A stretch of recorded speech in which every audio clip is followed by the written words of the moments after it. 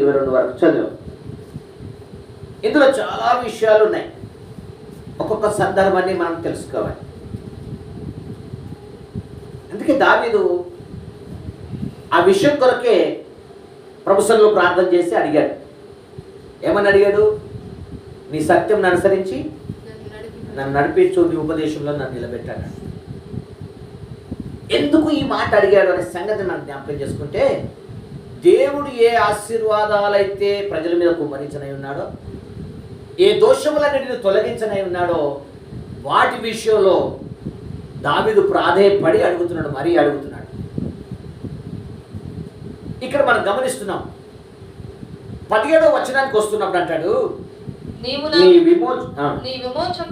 నీ విమోచకుడును ఇశ్రాయేలు పరిశుద్ధ దేవుడునైన యెహోవా ఇలాగు సెలవిచ్చుచున్నాడు, నీకు ప్రయోజనము కలుగునట్లు నీ దేవుడైన యెహోవానకు నేనే నీకు ఉపదేశము చేయుదును. స్తోత్రం చెప్తారా? ఇక్కడ చూడండి, చెప్తున్నమాట. ఇది ఎవరితో మాట్లాడుతున్నాడు అంటే ఇశ్రాయేలుతో మాట్లాడుతున్నాడు దేవుడు.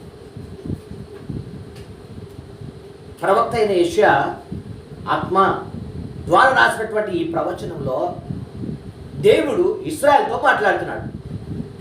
నేను విమోచకుడనైనా నీ దేవుడను అంటున్నాడు. విమోచకుడనైనా నీ దేవుడను. అయితే నీకు నేను ఏం చెయ్యాలో అనే మాటను చెప్తున్నాడు. ఇక్కడ 2 విషయాలు చెప్తున్నాడు. ఏమంటున్నాడు?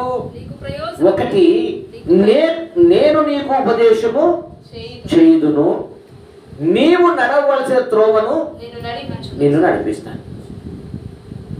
Praise the lord. ఏంటట? 2 విషయాలు చెప్తున్నాడు కదా. ఇశ్రాయేలుతో ఈ మాటలు మాట్లాడుతున్నాడు. ఎందుకు చెప్తున్నాడు? మొదట అన్నాడు, నేనే మీ విమోచకుడు. నేనే మీ విమోచకుడు.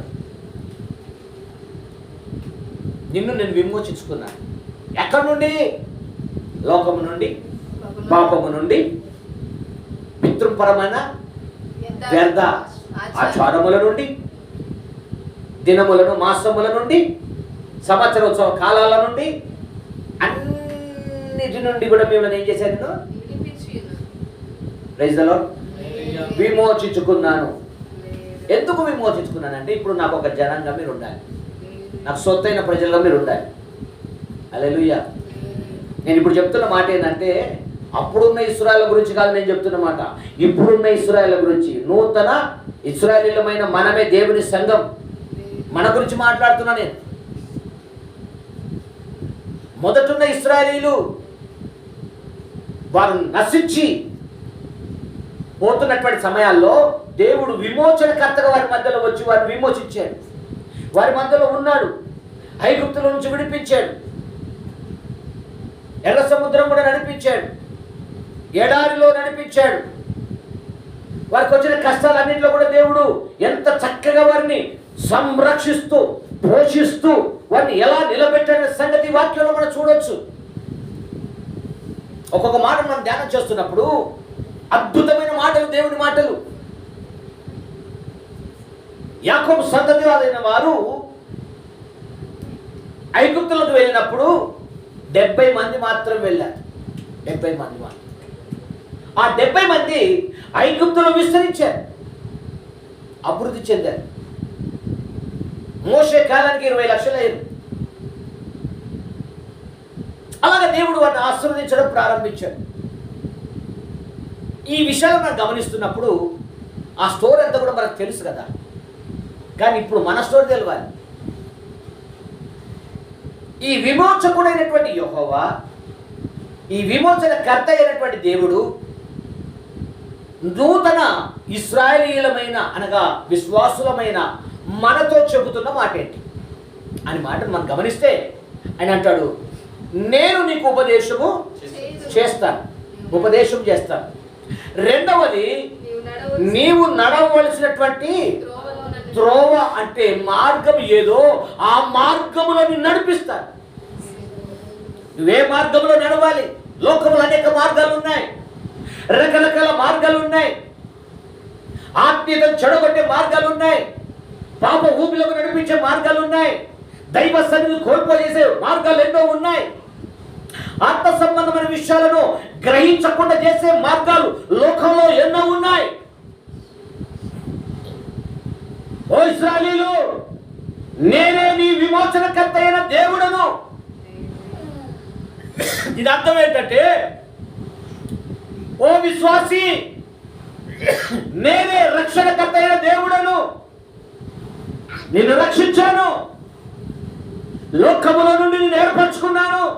పాపము నీ యొద్ద నుండి తోసివేసి తొలగించి దోషములన్నిటిని కూడా సముద్ర గర్భములో పారవేసి నిన్ను నేను విమోచించుకొని, అనగా నిన్ను రక్షించుకొని, నా రక్షణ బిడ్డగా నిన్ను నా సన్నిధిలో నిలబెట్టాను.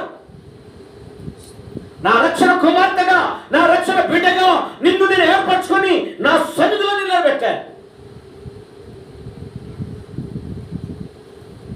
నిలబెట్టిన నేనంటున్నాను, లోకములో సత్యము లేదు. నలు దశల, నలు దిశల, నలు మూలల, నువ్వు ఏ కోణములకు వెళ్ళినా, ఏ ప్రాంతములకు వెళ్ళినా ఎక్కడ సత్యము లేదు. నేనే సత్యం అంటున్నాడు. ఈ భూమి మీద నేనే సత్యం, నేనే జీవం, నేనే మార్గం. నేను తప్ప వేరే వారి ద్వారా తండ్రి యొద్దకు త్రోవ లేదు, దారి లేదు, మార్గము లేదు. నేనే మార్గం. భూమి మీద మార్గం ఏర్పరచబడినది. ఈ మార్గములో నువ్వు తిన్నగా ప్రయాణం చేస్తే తండ్రి యొద్దకు చేరుకుంటావు. తండ్రి యొద్దకు నువ్వు చేరాలంటే నువ్వు సమస్యలు ఎత్తుకొని వెళ్తే చేరలేవు, కష్టాలను ఎత్తుకొని వెళ్తే చేరలేవు, నువ్వు అనేక రకాల ఆలోచనలతో నువ్వు చేరలేవు, రకరకాల తలంపులు నీ మైండ్లో పెట్టుకొని నువ్వు వెళ్ళలేవు. నువ్వు వెళ్ళాలంటే నా ఉపదేశమును ఎత్తుకో, నా వాక్యమును నీ అంతరంగంలో దాచుకో, నా సత్యమును నీ హృదయంలో దాచుకో. నా వాక్యానుసారంగా నువ్వు సిద్ధపడి లోకమునైనను లోకములో ఉన్నవాడినైనను నీవు ధృవీకరించకపోతే, ఏ విషయాలను కూడా నువ్వు విసర్జించకపోతే నువ్వు ఎత్తుకొని వెళ్ళలేవు. నువ్వు తేలిక కావాలి.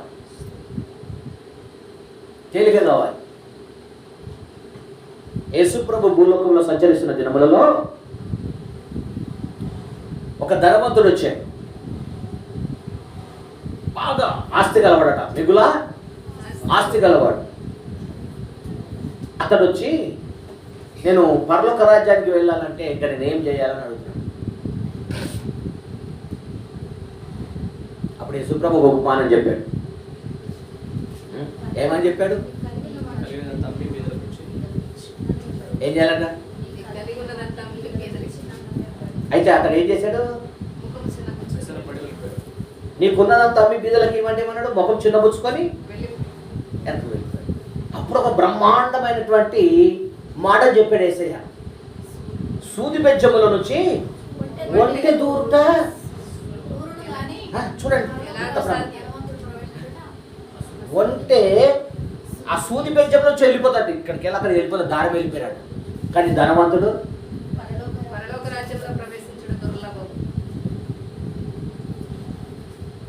చూడండి ఎంత బ్రహ్మాండమైన మాట. సూది కన్నం ఎంత సన్నగా ఉంటుంది, అందులో నుంచి ఏం వెళ్ళిపోతుంది? ఒంటె వెళ్ళిపోతున్నది, అంత వెళ్ళిపోతున్నది. కానీ పరలోక రాజ్యానికి ధనవంతుడు వెళ్ళాలట, వెళ్ళలేడట. ఏంటి కారణం? ఏంటి? ఎందుకు వెళ్ళలేడు? మీ మనసు ఇక్కడ పెట్టండి. ఎందుకు వెళ్ళలేడు?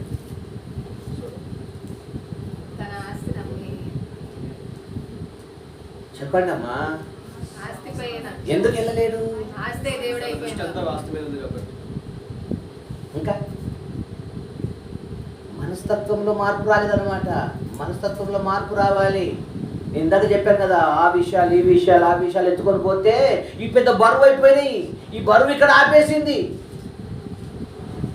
అటు ధనం ఉంది, మనకేముంది? చింతలోనే ₹1,00,00,000, ఆలోచనలో కదా ₹1,00,00,000, సమస్యలన్నీ 2 కోట్లు. ఇవన్నీ ధనవంతుల కంటే ఎక్కువ మనం ధనవంతులం అయిపోయినాం ఈ సమస్యలతో. ఇప్పుడు అక్కడ డబ్బుని చేరలేడు, మనకేమో సమస్యలు ఉంటాయి. ఇవన్నీ తలపులు మన మీద మోపబడి మనం ఏమవుతున్నాం? హల్లెలూయా. ఇవన్నీ మనల్ని పరలోక రాజ్యం చేరకుండా చేస్తున్నాయి. ఈ పరిస్థితుల్లో, ఇలాంటి పరిస్థితుల్లో ప్రభు చెప్తున్న మాట ఏంటంటే, అక్కడ అంటున్నాడు, నీవు నడవవలసిన నడిపించుదును, నేనే నీకు ఉపదేశము చేయుదును. ప్రైజ్ ది లార్డ్ అని అంటాడు. నీవు నడవవలసిన నడిపించదను, నీవు నా ఆజ్ఞను అనుసరింపవలనని నేనెంతో కోరుచున్నాను.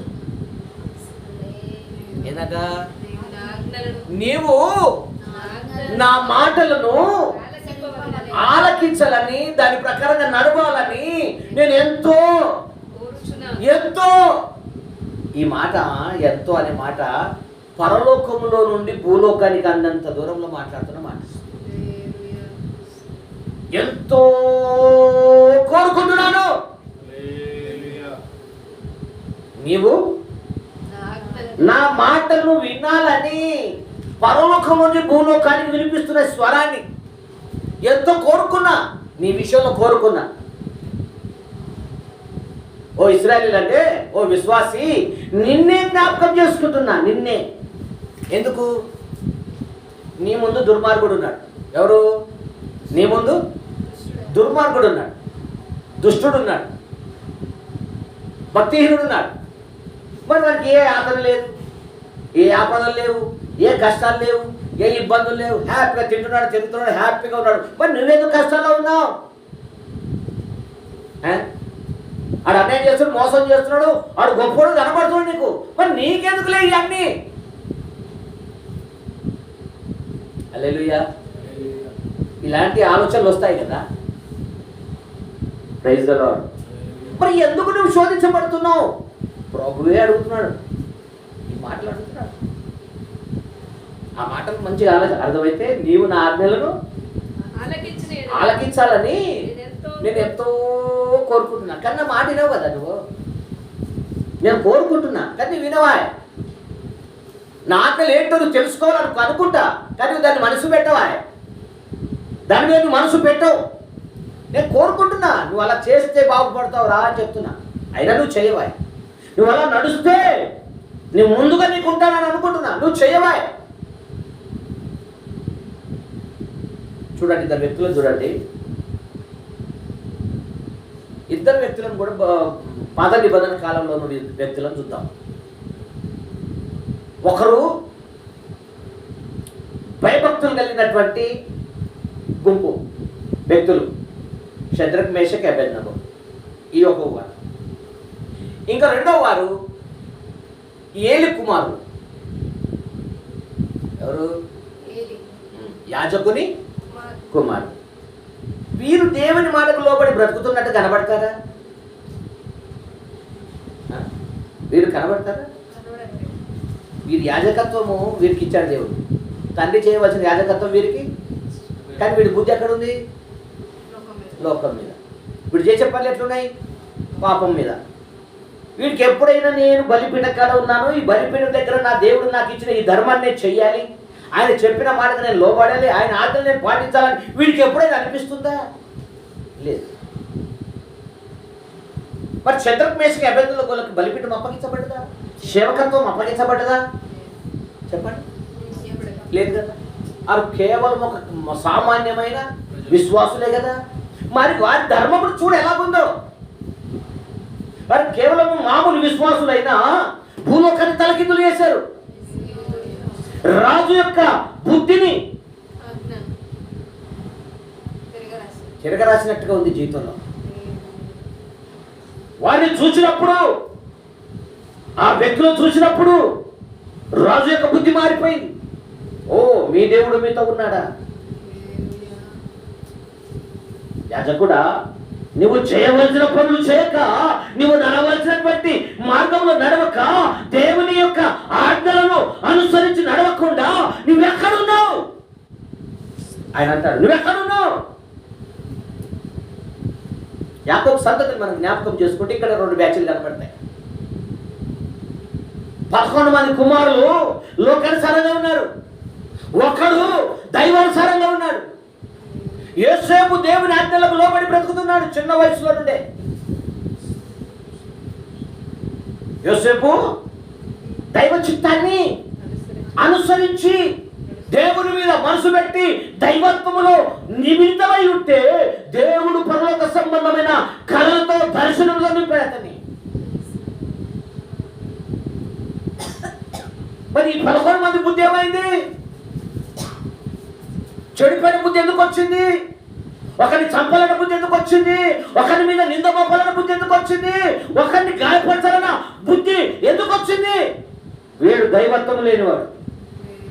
ఈ దైవత్వం లేని ఈ ప్రజలు దైవత్వం కలిగినటువంటి యోసేపు శ్రమలు వచ్చాయి, నిందలు వచ్చాయి, లోతైన బావిలో పడవేయబడ్డాడు.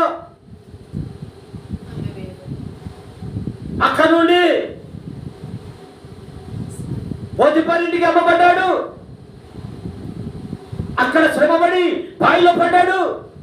అక్కడ శ్రమలో దేవుని అతుక్కున్నాడు. కలల భావాలు చెప్పాడు, జ్ఞాపకం చేసుకున్నాడు రాజు. దేశానికే ఆర్థిక మంత్రి అయిపోయాడు. దేవునికి స్తోత్రం కలుగునుగాక. ఒక గొప్ప మంత్రిగా ఆ దేశానికి అధిపతి తర్వాత ఇతడే అధిపతి. ఇంత గొప్ప హోదాలోనికి ఎవరు వచ్చారు?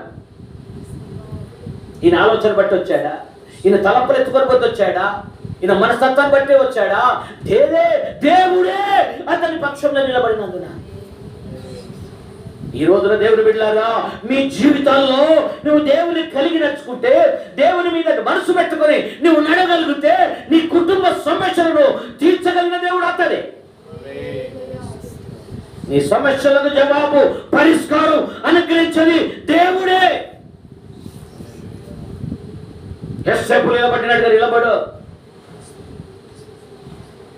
దేవుని పక్షమున నువ్వు నిలబడడం ప్రారంభిస్తే, దేవుని పక్షమున నీవు ఎప్పుడైతే యథార్థంగా సత్యమును అనుసరించి ఉపదేశం ఆలకించి నువ్వు నడవడం ప్రారంభిస్తే నీ కుటుంబంలో శోధనలు ఉండవు.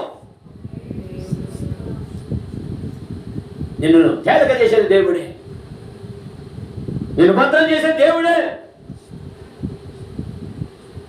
అనేక శ్రమలు వస్తాయి, అనేక నిందలు వస్తాయి, అనేక అవమానాలు వస్తాయి.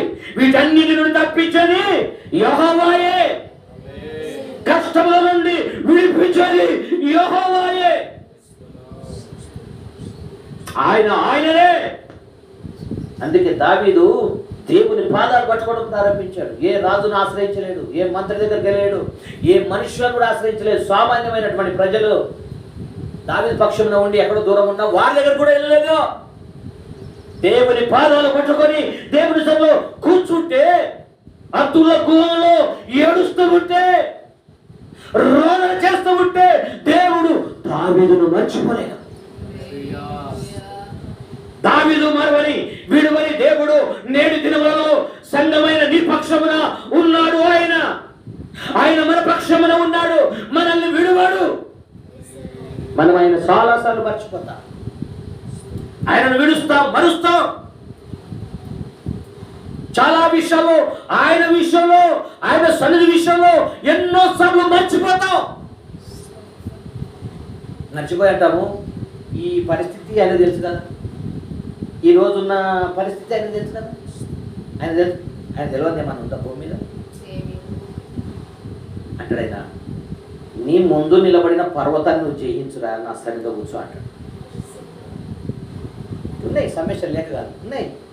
అగ్ని పర్వతం లాంటి సమస్య నీకుంది, కష్టాలు నీ ముందున్నాయి, బాధలు నీ ముందున్నాయి, కన్నీరు నీ ముందుంది, నిందలు నీ ముందుంది, నీ సొంత ఇంటి వారు నేను అవమానపరిచే పరిస్థితులు నీ ముందున్నాయి. అన్నీ నీ ముందే ఉన్నాయి. ఇవన్నీ తొలిపోవాలని నువ్వేం చేయాలా? నా మాట ఆలకించు, నా ఆజ్ఞలను గైకొను. అనుసరించున్నాడు, ఇవన్నిటిని కూడా ఒక క్షణంలో తీసేస్తారంటాడు. దేవునికి స్తోత్రం కలుగును గాక అని చెప్పి 18వ వచనంలోకి వస్తున్నప్పుడు అంటాడు, 18వ వచనంలో, నీవు నా ఆజ్ఞలను ఆలకింపవలనని నేనెంతో కోరుచున్నాను. ఆలకించిన ఎడల నీ క్షేమము నది వలెను, నీ నీతి సముద్ర తరంగము వలె ఉండును. ఇక్కడ చూడండి, నీ నీతి నది సముద్ర తరంగము వలె నుండును. నీ నీతి సముద్ర తరంగము వలె నుండును. నీ క్షేమము నది వలె. హల్లెలూయా. హల్లెలూయా. నీ నీతి ఎలా ఉంటుంది? సముద్ర తరంగముల వలె ఉంటుంది. ఇంకేమంటాడంటే, నీవు ఆలకించిన ఎడలా నీ క్షేమము నది వలె ఉండును. హల్లెలూయా. Praise the lord. క్షేమం అంటే ఏంటి? క్షేమము అంటే ఏంటి? క్షామము, క్షేమము. క్షామము అంటే కరువు, క్షేమము అంటే ఆశీర్వాదము. హల్లెలూయా. దేవుడు అనుగ్రహించే ఆశీర్వాదం ఎలా ఉండదట? నది వలె. ఎంత స్పీడ్ ఉంటుంది నది? అందులో ఎన్ని కొట్టుకుపోతాయి నదిలో, రకరకాల సమస్యలు ఆ నదిలో ఎన్ని కొట్టుకుపోవాలని కొట్టుకుపోతూనే ఉంటాయి. హల్లెలూయా. అంటే నేనిచ్చే నెమ్మది, నేనిచ్చే సుఖము, నేనిచ్చే ఆశీర్వాదము ఇంత స్పీడ్గా ఉంటుంది. హల్లెలూయా. నది వలె ఉంటుంది. అందుకే ఈ నదిలో ఏమేమి కొట్టుకుపోవాలి? మన తలంపులు కొట్టుకుపోవాలి, మన ఆలోచనలు కొట్టుకుపోవాలి. అయ్యో పరిస్థితి ముందు ఇలాగుంది, ఏం జరుగుతుంది? అయ్యో పరిస్థితులు ఇలాగున్నాయి, ఏం జరుగుతుంది? నథింగ్, ఏం భయపడవలసిన పని లేదు. దేవునికి స్తోత్రం కలుగును గాక. నదిలో కొట్టుకపో చేస్తాడు దేవుడు. హల్లెలూయా. ప్రతి సమస్యను దేవుడు కొట్టుకుపోయేటట్టు చేస్తాడు. గొప్ప విజయాన్ని ఇవ్వడానికే నీతో మాట్లాడుతున్నాడు దేవుడు. నీకు విజయాన్ని అనుగ్రహించాలని, నిన్ను ఆయన సొంత నిలబెట్టాలని, ఆయన కొరకు నీవు నిలబడాలని కోరుకుంటున్నాడు.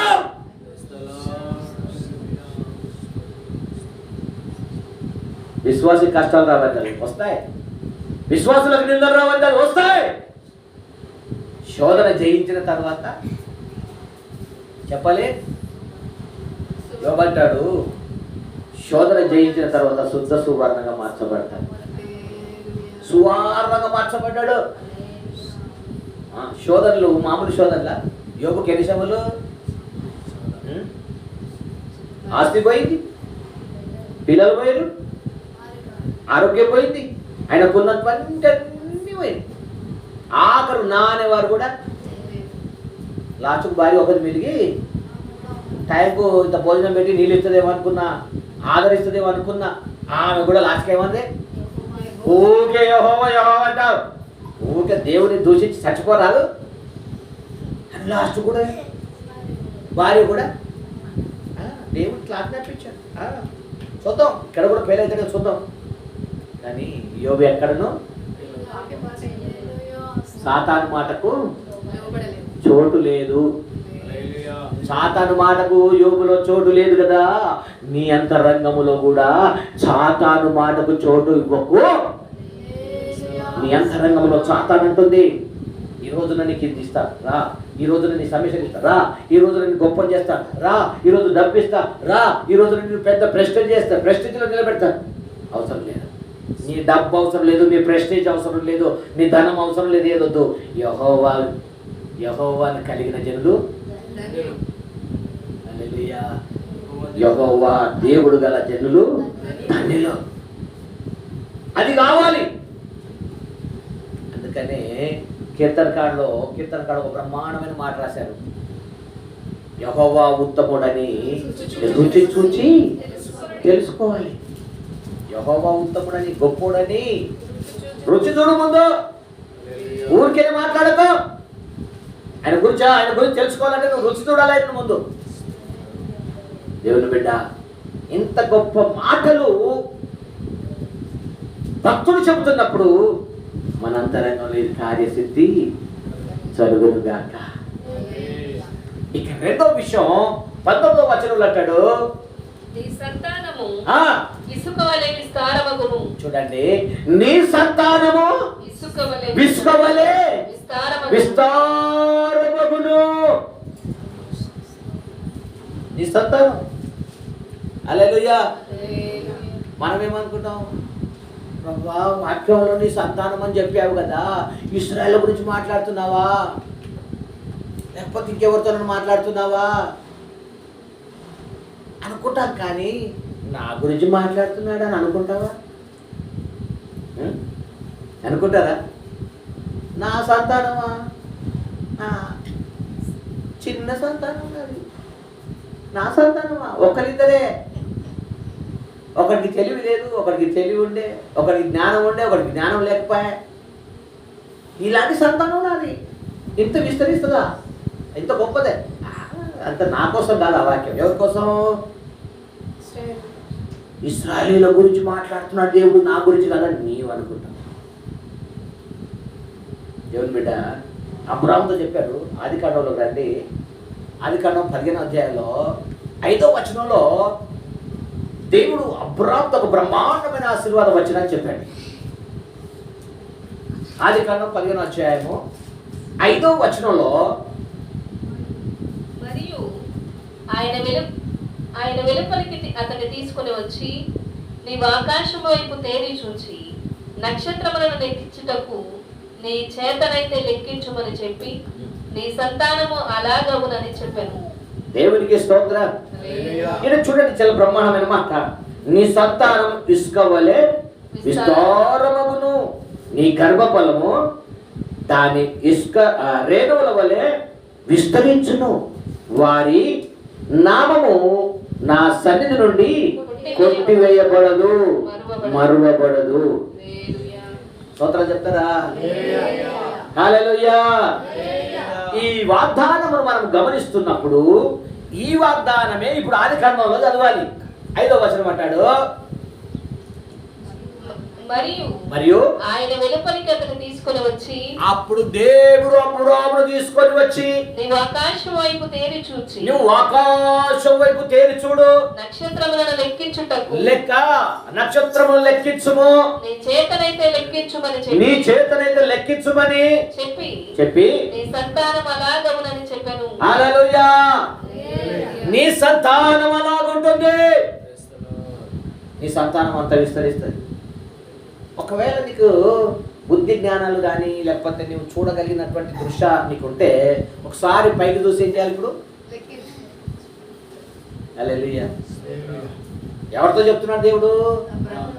అబ్రాహాముతో ఆ రోజు చెప్పాడు. మరి ఈ రోజు ఎవరితో చెప్తున్నాడు? అంత విస్తరిస్తానా నేను? డౌట్ కదా. ఇప్పుడున్న సమస్యలు ఇలాంటివి, నా పరిస్థితి ఇలాంటిది, అట్లా అవుతుందా?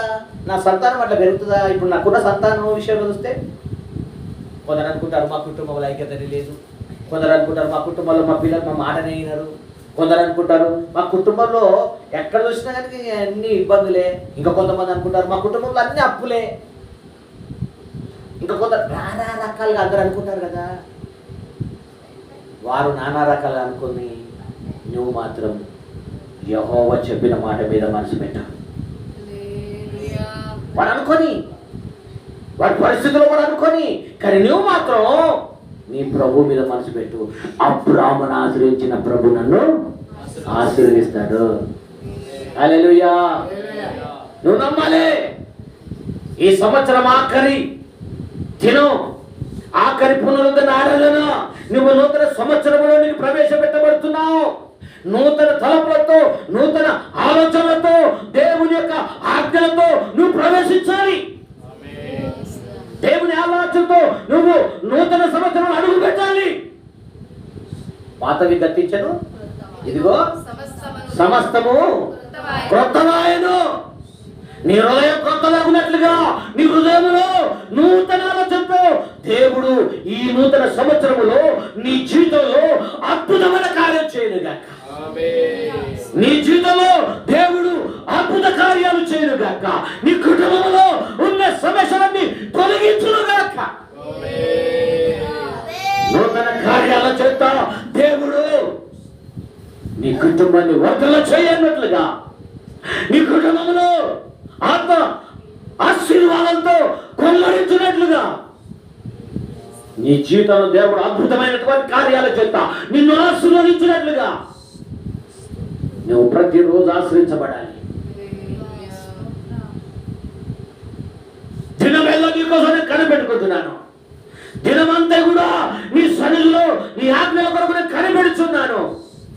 నా కుటుంబంలో మార్పు తీసుకురండి, నా భర్తలో మార్పు తీసుకురండి, నాలో మార్పు తీసుకురండి, నా కుటుంబంలో మార్పు తీసుకురండి.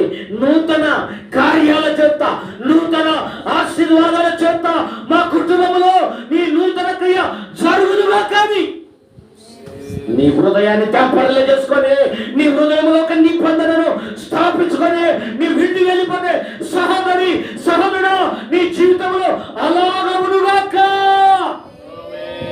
నీ కుటుంబ సమస్యలు తొలగిపోవునుగాక. నీ భర్తలున్న బలహీనతలు తొలగిపోవునుగాక. నీ భార్య ఉన్న తొందరలు తొలగిపోవునుగాక. ప్రతి విధమైన దుష్టాత్మ నీ కుటుంబాన్ని విడిచి పారిపోవును గాక. హల్లెలూయా. అద్భుతమైనటువంటి నీ జీవితంలో ఒక నూతన కార్యాలతో ప్రభు నిన్ను ఉత్తేజపరచును గాకని శుభవచనముల చేత సంఘాన్ని దీవిస్తున్నాను.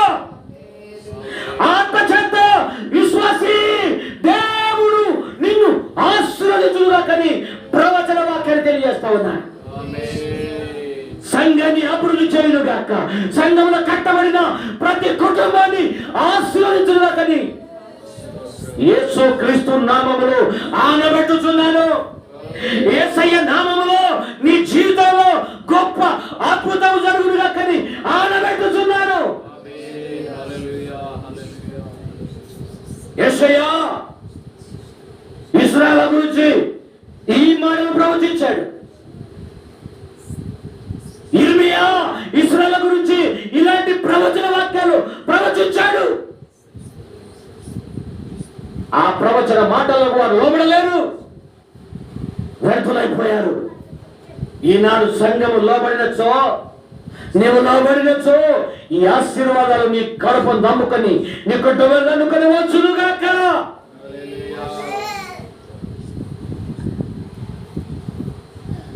ఒక గొప్ప అద్భుతమైన మాట మాట్లాడాడు దేవుడు. అబ్రహామా, నీ స్వంత ఇంటిని విడిచిపెట్టావు, నీ స్వదేశాన్ని విడిచిపెట్టు, నేను చూపించే దేశానికి రాని. దేవుడు అబ్రాముతో మాట్లాడితే అబ్రాము తడుపు చేయక దేవుని స్వరాన్ని విన్నాడు, దేవుని మాట విన్నాడు.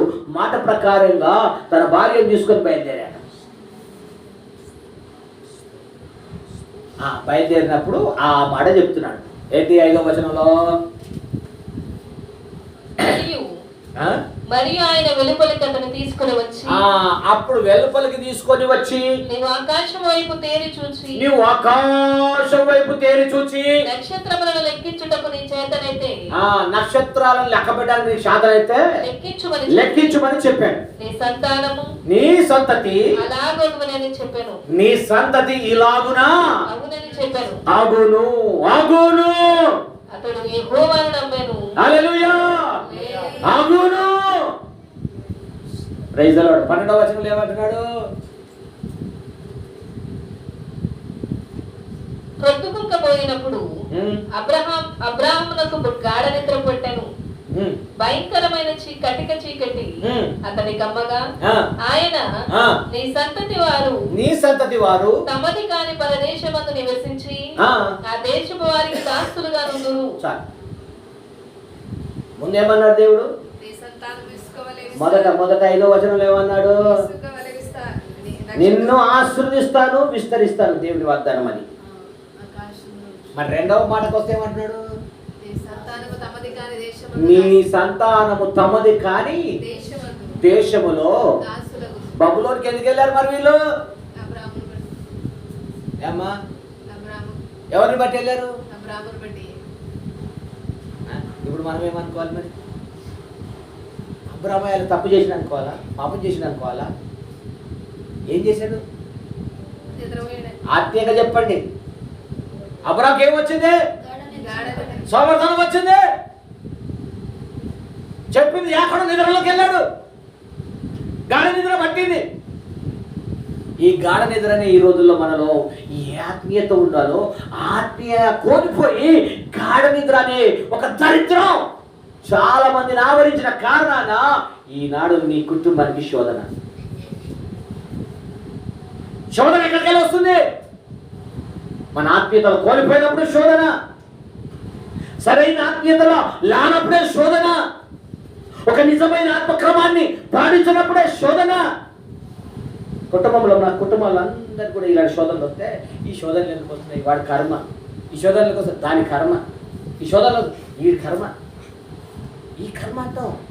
కానీ దేవుడు ఎందుకు ఈ శోధన పంపిస్తాడంటే మనల్ని సిగ్గుపరచడానికి కాదు, మనల్ని సిగ్గుపరచడానికి అవమానపరచడానికి కాదు, మన కాపురాలను పూర్తి గుల్లబట్టి పాడు చేయడానికి కాదు. దీని వెనకాల అద్భుతమైన ఆలోచన దేవునికి. హల్లెలూయా. అద్భుతమైనటువంటి ప్రణాళిక. ఆ ప్రణాళిక మనం అర్థం చేసుకున్నాక మనం చాలాసార్లు ఏం చేస్తాం? పనో ప్రార్థన పక్కన పెడతాం. ఈ పని అని ఇక్కడ పెడతాం. ఆ పని అన్నీ పనికి రాని అని మనం ముందేసుకొని ఏం చేస్తాం తెలుసా? కొంచెం నిద్రమత్తులకు వెళ్తాం. నువ్వు పడొద్దని నేను అన్ను, నువ్వు పని చేసుకోవద్దని నేను అన్ను. పని చేసుకో, కష్టపడు. కానీ నువ్వేం చేయాలా? ప్రార్థన చేయాలి. హల్లెలూయా. ప్రార్థన. పని చేసి అలసిపోయి ఏదో 3 ముక్కలు ప్రార్థన చేసి పడుకోవడం కాదు. నువ్వు కన్నీరు విడిచి దేవుని సన్నిధిలో ప్రార్థన చేయగలిగితే, అద్భుత రీతిలో దేవుణ్ణి పలకరించే రీతిలో నువ్వు ప్రార్థన చేయగలిగితే, హల్లెలూయా, అలాంటి ప్రార్థన నీకుంటే బ్రహ్మాండంగా దేవుడు మన జీవితంలో అద్భుత కార్యాలు చేస్తాడు. అబ్రాహాం చిన్నది, నేను కాని దేశం నన్ను ఆశ్రయించావు, నా సంతానం ఇలాగన్నావు, మరి ఇప్పుడు నేను వెళ్ళాలి, నేను కొన్ని కాన దేశం వెళ్ళమంటున్నావు, ఎలాగ వెళ్ళాలి? వెళ్ళాలి, నువ్వు వెళ్ళాలి. కానీ ఎట్లా వెళ్ళాలంటే పెయ్యను 3 ఏళ్ళ పెయ్యను, తెల్ల పావురమును, ఒక పొట్టేళ్ళను ఇవన్నీ తెచ్చి దాని ఖండం చేసి దాన్ని ఒకదానికొకటి ఎదురు పెట్టి బలిపీఠము అపవిత్రపరచబడకుండా బలిపీఠములో గొప్ప అద్భుతమైన ఆరాధన జరగాలి. నీకు అర్థమైన రీతిలో చెప్తుంది. ఈ బలిపీఠం మీద పెట్టావు, ఒక అద్భుతమైన ఆరాధన జరగాలి. అది అపవిత్రపరచబడిందో నీ సంతతి వారు తమది కాని దేశంలోకి, అందుకే బబులోకి వెళ్ళారు.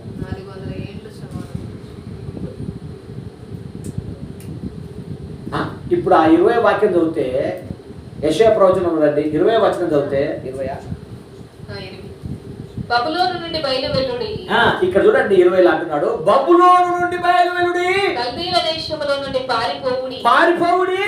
యెహోవా తన సేవకుడైన యాకోబును విమోచించునను సంగతి ఉత్సాహధ్వనితో తెలియజేయుడి.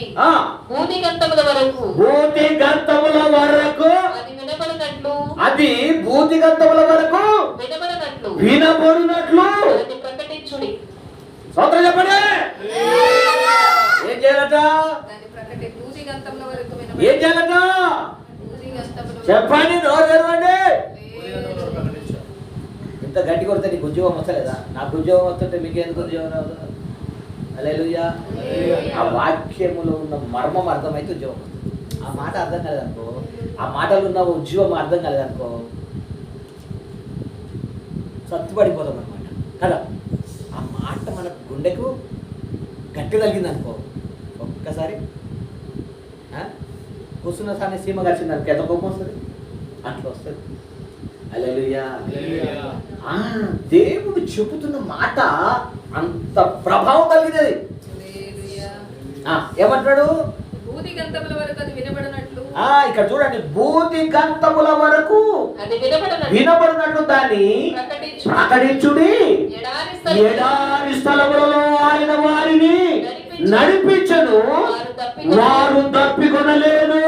అక్కడ భూదిగంతములో ప్రకటన చేయు, ఎడారులు నడిస్తే వారు కొనలేదా? సనగలేదా? కారణం ఏంటి? మోషే ఎర్రన్నంలో మమ్మల్ని నడిపిస్తున్నావు, నాకు దాహం వేసిందే, అలసిపోయావు, నీళ్ళే ఎక్కడెక్కడ సరిగలేదు, అన్నం లేక సరిగారా, కూరగాయలు లేక సరిగారా, దేనికోసం జరుగుతున్నారు వీళ్ళు? నేను సంవత్సరం బియ్యం ఎత్తుకొని పోతున్నా వీళ్ళు? మెటన్ బ్యాగ్లు ఎత్తుకొని పోయారా, కోళ్ళు ఎత్తుకొని పోయారా? ఏ సమయానికి ఏమేం కావాలో దేవుడు ఇచ్చాడా లేదా? అన్ని ఇచ్చినాక ఎందుకు సరిగా? నీ కూడా అన్ని ఇస్తున్నాడు కదా, కుటుంబాలు మనకు అందరికి అన్ని ఇస్తున్నాడు కదా ఏ సమయం. మరి ఎందుకు సనుగుడు? అది నేను అడిగే ప్రశ్న. ఎందుకు సనుగుడు వస్తుంది?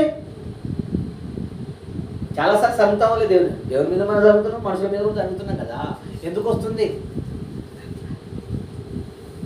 హల్లెలూయా.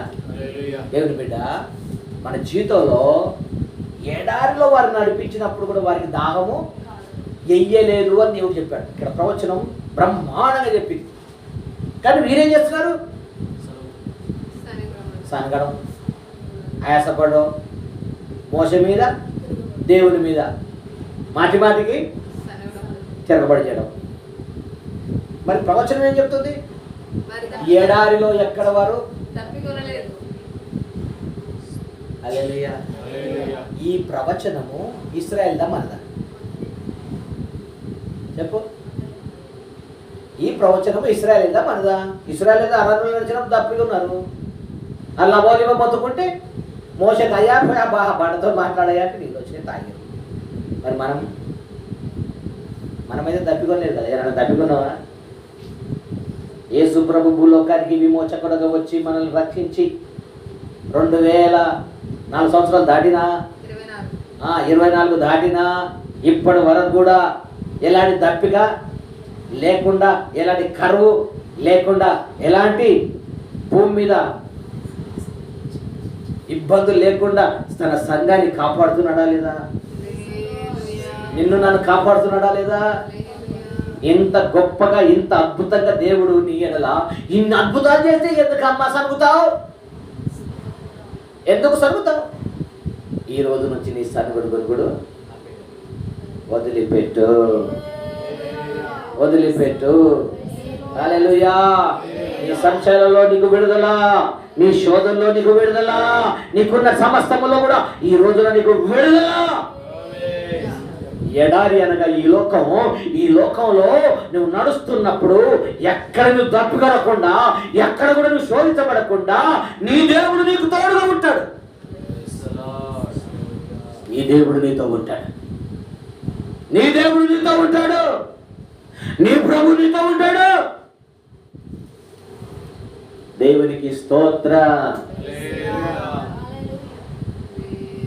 ద్వితీయోపదేశ ఖండం చూస్తే అలా గురించి బ్రహ్మాండంగా మాట్లాడాడు. ఇప్పుడు చూపిస్తాను, టైం ఎక్కువైంది. చాలా బ్రహ్మాండంగా మాట్లాడాడు ఇశ్రాయేలు గురించి. మీకు ఏం తక్కువ చేశాను? ఎంత బ్రహ్మాండంగా, ఇంత చక్కగా 6 నెలలు నడిపించారు, భోజనం ఇచ్చాను, తాగడానికి సమృద్ధి నీళ్ళని ఇచ్చాను. ఇంత ఇచ్చినా కూడా ఎందుకు సనుగుతున్నారు అని అడిగాడు. జవాబు లేదు వారి దగ్గర. హల్లెలూయా. మన దగ్గర జవాబు ఉన్నది. ఏంటా జవాబు? ప్రభువా, మమ్మల్ని ఎక్కడ కూడా తప్పికొననీయలేదు, ఎక్కడ కూడా మేము సనగడానికి చోటు ఇవ్వలేదు. అది నీ కృప, అది నీ కృపని. ఆ కృపను తలచుచు, ఆ కృప వైపు చూస్తూ, ఆ కృపలో నిలబడి ఉపదేశమును ఆలకించి నీవు నడవవలసిన మార్గములలో నీవు నడవాలి. నీకు ఉపదేశించదను, నీవు నడవలసిన మార్గంలో నీవు నడుచున ఎడల నీవు ధన్యుడవో ధన్యురాలివే.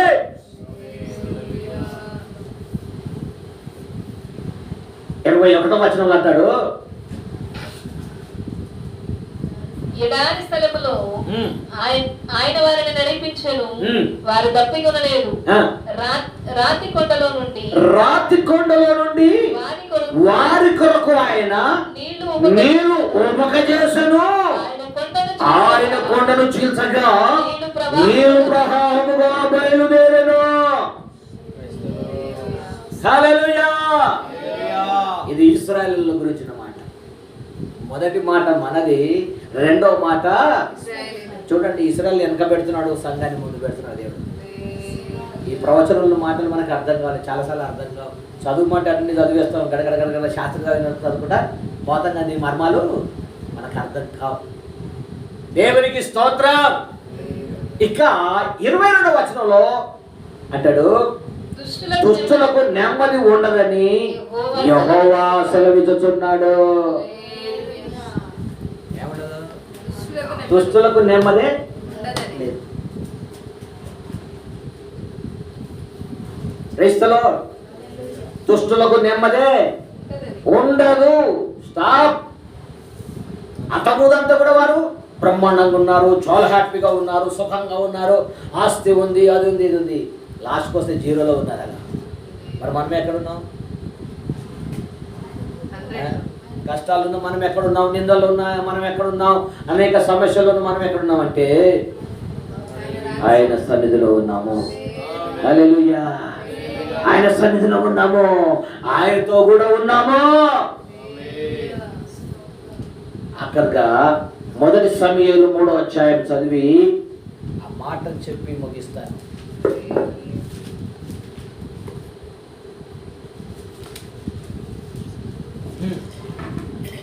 3:10.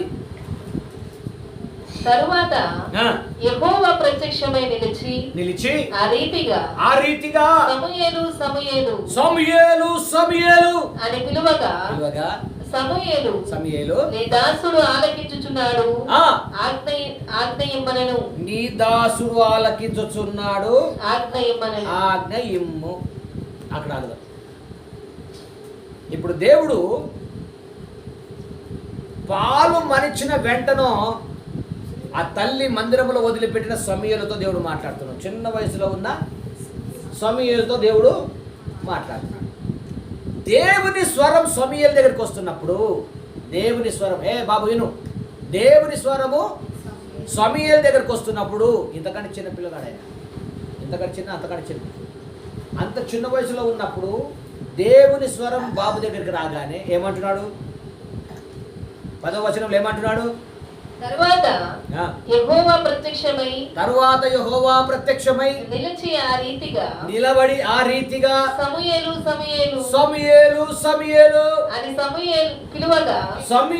పిలువగా సమూయేలు ఇప్పుడు చూడండి, సమూయేలు నీ దాసుడు ఆలకించుచున్నాడు, ఆజ్ఞ ఇమ్మనెను.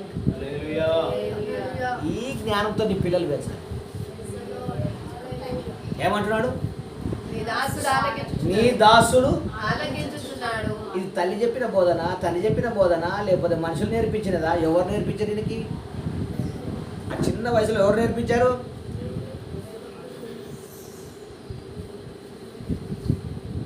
నీ దాసుడు.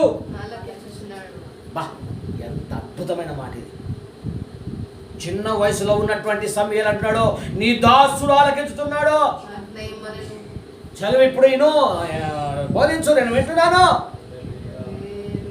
30 ఏళ్ళు ఉన్న మాకే తెలియదు ఈ మాట. 50 ఏళ్ళు ఉన్న మనిషికి కూడా అర్థం కాదు కొన్నిసార్లు. ఎవరైనా పిలిస్తే చెప్పు ఉన్నా ఏమది అంటావా లేదా? సార్ భాష పిలిచిన అనుకో, ఏంది చెప్పు. మరి సమూయేలు మాటలు ఏముంది? దాసుడు.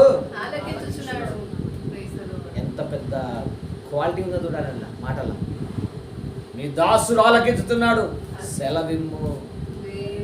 ఇంత గొప్ప మర్మంతో కూడినటువంటి మాట. ఈ మాటలు మీ పిల్లలకు నేర్పించాలని చెప్తున్నా.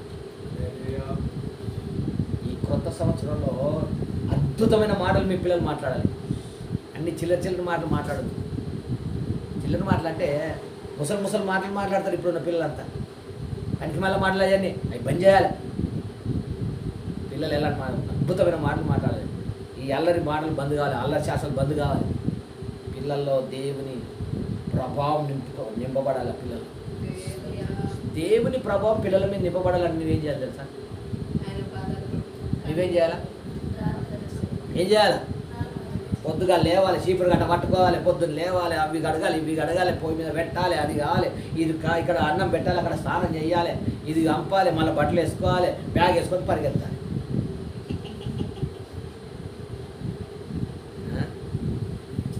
కత్తం. వాడు లేవకముందే వారిపోతా, కొంతమంది అయితే వాడు లేవకముందే వెళ్ళిపోతా, వాళ్ళు లేస్తే మళ్ళీ ఎప్పుడు పడతాడు. ఇది కాదు, వాడు పడుకున్నా సరే లేచే సరే నెత్తి మీద చేయబెట్టి ప్రార్థన చేసిపో. ఆ నెత్తి మీద చేయబెట్టి ప్రభు వీడిని నీ హస్తానికి అప్పగిస్తున్నాడు. జ్ఞానమందును, తెలివి అందును, బుద్ధి అందును, తల్లిదండ్రులు దేవుని అందు వర్ధిల్లునట్లుగా నీ కృప క్షేమాలు విని వెంట ఉంచని నెత్తి మీద చేయబెట్టి ప్రార్థన చేసిపో. అది దైవత్వపు యొక్క క్వాలిటీ. ఇది చేయవు, ఆడిపోతాడు, ఈడిపోతాడు, వీళ్ళు ఎత్తాడు, ఆడలు ఎత్తాడు, ఈ డిస్టర్బ్ ఆడిస్తాడు. మరి ఎట్లా చేస్తాడు? నువ్వు చేయకరు కదా డిస్టర్బ్. ఆడు ఎంబడి పడతాడు, ఎందుకు ఎంబడి పడతాడు? నువ్వు చేయిస్తలేవు కదా, ఎంబడి పడతాడు. నువ్వు చేయి, దేవుని కాపుదలకు అప్పగించు, దైవత్వానికి అప్పగించు.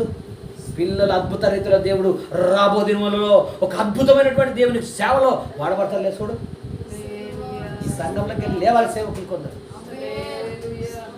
సమయాలంటి వారు లేవాలి. అద్భుత కార్యాలలో దేవుడు మన జీవితాల్లో జరిగించాలి, చిన్న సంఘంలో జరిగించాలి. నీ పిల్లల్ని దైవత్వానికి అప్పగించు, నీ పిల్లల్ని దేవుని కృపకు అప్పగించు. పొద్దున్న లేవగానే ప్రార్థన చేయి. తల్లి ప్రార్థన పిల్లగానికి చెప్పు.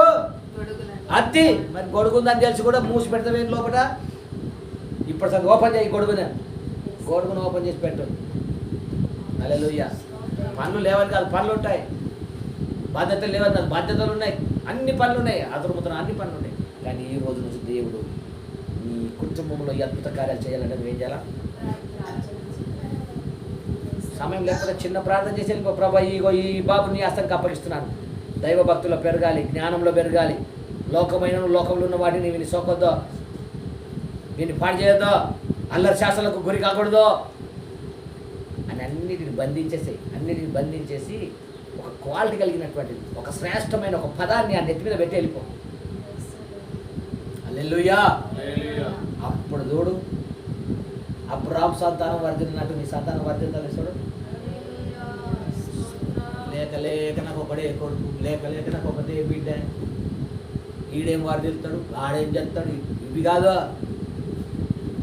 ఇస్సాకు ఒకడే,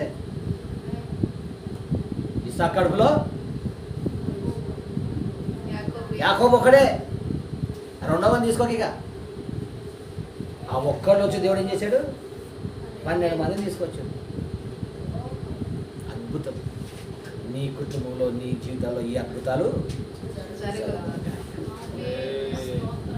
సమూయేలు యొక్క జీవితంలో దేవుడు చేసిన కార్యాలు నీ అంతరంగములో, నీ జీవితంలో, నీ కుటుంబములో, నీ సంఘములో ఇది జరుగునుగాక. ఆకరించని ప్రార్థన చేద్దాం. ఈ రోజున కొన్ని మాటలు ప్రభు మనతో మాట్లాడాడు. Hallelujah, hallelujah. Praise the lord. స్తోత్రం, స్తోత్రం, స్తోత్రం, స్తోత్రం. పరిశుద్ధుడా నీకు వందనాలు. పరమందున దేవా నీకు స్తోత్రం. హల్లెలూయా. మీ మాటల్లో శక్తి కలదయ్యా. మీ జీవము గల మాటల చేత మమ్మల్ని బలపరచు, మమ్మలను బలపరచు. నీ మాటకు మేము లోబడకే కుటుంబంలో శోధన, నీ సత్యమును అనుసరించి నడవకే మా కుటుంబంలో పోరాటాలు, ఉపదేశమును అనుసరించి జీవించనందునే నానా రకాల శోధనలు, నానా రకాల పోరాటాలు. మేము వాక్యానుసారంగా గెలుగుదామనుకుంటే పిల్లలు మా మాట వినట్లేదు. వాక్యానుసారంగా జీవిద్దామంటే పిల్లల వైపు, మేము వైపు. కుటుంబాలలో ఐక్యత లేదు,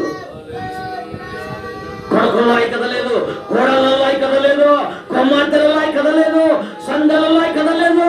అంతా కలిపిదే. ఈ కలిమిని తొలగిపోవును గాక. నీ అంతరంగములో దేవుడు, నీ కుటుంబంలో దేవుడు, నీ సంఘములో దేవుడు నూతన కార్యాలు జరిగినట్లుగా నువ్వు దేవుని మాటకు లోబడు.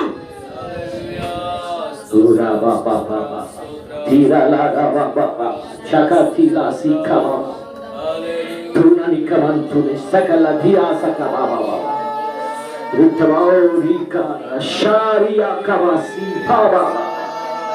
రక్తం చెం, రక్తం చెం, రక్తం చెం, రక్తం చెం. కృప, కృప, కృప, కృప, కృప, కృప కృప కృప కృప. పాత జీవితాన్ని వదిలిపెట్టా, పాత అలవాట్లు వదిలిపెట్టా, పాత మనస్తత్వాన్ని వదిలిపెట్టా. ఇదిగో నూతన ఆలోచనతో, నూతన మనస్తత్వంతో ప్రభు నీ కుటుంబాన్ని, నీ సంఘాన్ని, నీ జీవితంలో అద్భుతం జరిగించునుగాక. కృప కృప కృప కృప కృప కృప కృప కృప కృప.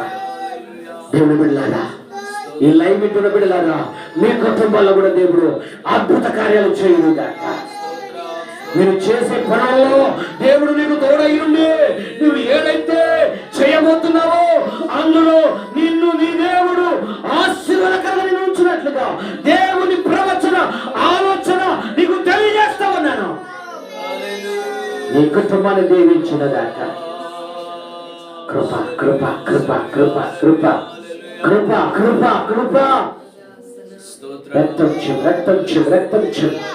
హల్లెలూయా.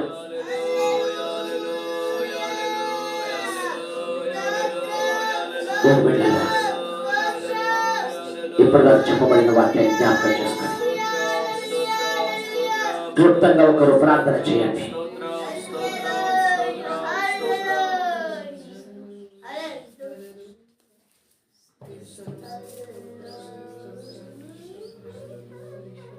ప్రార్థన లైవ్ నడుస్తున్నప్పుడు హల్లెలూయా హల్లెలూయా. స్తోత్రం స్తోత్రం స్తోత్రం స్తోత్రములు నాయన. మహాపరిశుద్ధుడా, మా కన్న తండ్రి, మా దేవ మా దైవమా, స్తుతులు స్తోత్రాలు తండ్రి ప్రభువా.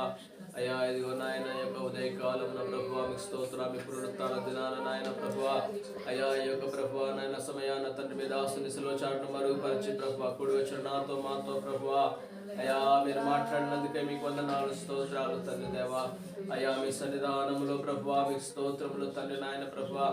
అయ్యా మీ యందు ప్రభువా భయభక్తులు కలిగి ఉండి నాయన మీ ఆజ్ఞలను అనుసరించి తండ్రి మీ వాక్యము చొప్పున ప్రభువా మీ ఆత్మ చొప్పున నాయన అయ్యా మీకు స్తోత్రములు తండ్రి నడుచుకోవడానికి జీవించడానికి ప్రభువా మీ ఆత్మ సహాయం మాకు దయచేయమని కోరుతున్నాము తండ్రి. మీకు స్తోత్రములు ప్రభువా నాయన. అయ్యా దేవా మీ ఆజ్ఞలను అనుసరించిన కృప దయచే దేవా మీకు స్తోత్రాలు. ఆనాడు నాయన మీ ఆజ్ఞలను ప్రభువా తిరస్కరించి ప్రభువా అయ్యా మీకు వ్యతిరేకంగా జీవించిన ప్రభువా మీకు స్తోత్రం. అయ్యా మీ సన్నిధిని ప్రభువా మీకు స్తోత్రములు తండ్రి ప్రభువా అతిక్రమించినటువంటి జనులు 400 ఏళ్ళు నాయన ప్రభువా మీకు స్తోత్రం అంధకారంలోకి వెళ్ళిపోయినట్టుగా తండ్రి అయ్యా మా బ్రతుకులను తండ్రి మీకు స్తోత్రాలు నాయన ప్రభువా అతిక్రమించక ప్రభువా మీ ఆజ్ఞలను అతిక్రమించక మీ ఆజ్ఞలను ప్రభువా అయ్యా దాటిపోక తండ్రి మీ వాక్యమును దాటిపోక నాయన ప్రభువా మీ ఆత్మను ప్రభువా అయ్యా దుఃఖ పెట్టక ప్రభువా మీ సన్నిధానంలో తండ్రి మీకు స్తోత్రములు ప్రభువా. అయ్యా ఆనాటి జనుల వల్ల కాక నాయన మీ సన్నిధానంలో ప్రభువా నేడు ఆయన ప్రభువా మీ కొరకు జీవించే ప్రజలుగా మీ మాటను వినేవారిగా నాయన మీ మాటను ప్రభువా అయ్యా తిరస్కరించకుండా నాయన మీ మాటకు వ్యతిరేకించకుండా ప్రభువా అయ్యా మీ మాటలను అనుసరించి మీ వాక్యానుసారంగా జీవించే ప్రజలనుగా ప్రభువా మమ్మల్ని దీవించమని కోరుతున్నాము తండ్రి మీకు స్తోత్రాలు నాయన. అయ్యా ఈ మధ్యాహ్న కాల సమయంలో ప్రభువా మీ సన్నిధిలో తండ్రి మీకు స్తోత్రాలు ప్రభువా. అయ్యా బాలుడనే సమయాలు మీ మాటను విన్నట్టుగా నాయన మా జీవితంలో మీ మాట వినడానికి కృప దయచేయండి. అయ్యా మా ఆత్మ చెవులను మా కళ్ళను మా మనోనేత్రులను వెలిగించండి నాయన మీకు స్తోత్రాలు తండ్రి. అయ్యా నాలో మాలో ఉన్నటువంటి సమస్త ప్రభువా అయ్యా మీకు ఆయాసం దుఃఖము కలిగించే తలంపులను జీవిత విధానమును ప్రభువా అయ్యా సరుగులను సంశయాలను అంతటిని తొలగించి నాయన మీ సన్నిధిలో ప్రభువా యథార్థ హృదయమై ప్రభువా యథార్థమైన మంచి మనసు గల వారమై ప్రభువా మీకు స్తోత్రములు తండ్రి దేవా మీ సన్నిధిలో జీవించిన కృప దయచేయండి. అయ్యా ఇదిగో నాయన ఈ సంవత్సరం అంతట్లో ప్రభావ మా పట్ల మా కుటుంబాల పట్ల మా బంధువర్గాల పట్ల ప్రభా అయ్యా మా స్నేహితులు శత్రువుల పట్ల మీరు చేసిన ఒక మేలును బట్టి మీ కార్యాలను బట్టి మీకు వందనాలు స్తోత్రాలు చెల్లిస్తున్నాం.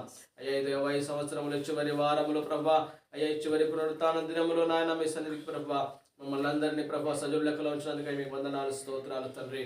అయ్యా ఇదిగో నాయన మేము ప్రభా అయ్యా మరొక 2-3 దినములలో ప్రభా నూతన సంవత్సరం ప్రవేశించబోతుండగా దేవా అయ్యా నూతన హృదయం కలిగి నూతన మనసు కలిగి నూతన సమర్పణ కలిగి తండ్రి అయ్యా నూతన జీవితంతో ప్రభా అయ్యా మీ సన్నిధిలో జీవించిన కృప దయచేయమని కోరుతున్నాం ప్రభా.